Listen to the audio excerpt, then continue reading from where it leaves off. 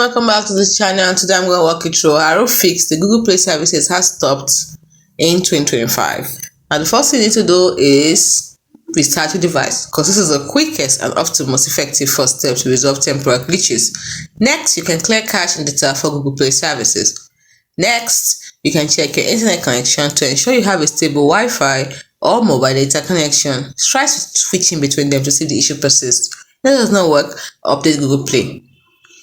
After updating Google Play Store, the next thing you need to do is restart your device. Then, you can also try removing and re-adding your Google account.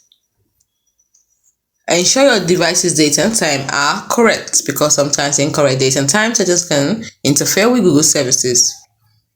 Don't forget to also try to free up your storage space. If your device is running low on storage, it can cause apps to malfunction, to delete unnecessary files and apps. Don't forget to restart your device again after trying any of the steps we've mentioned, and if the issue continues, it might indicate a more significant problem with your device's software. Hope you found the video helpful. Do not forget to like and subscribe to the channel for more. Thanks for watching.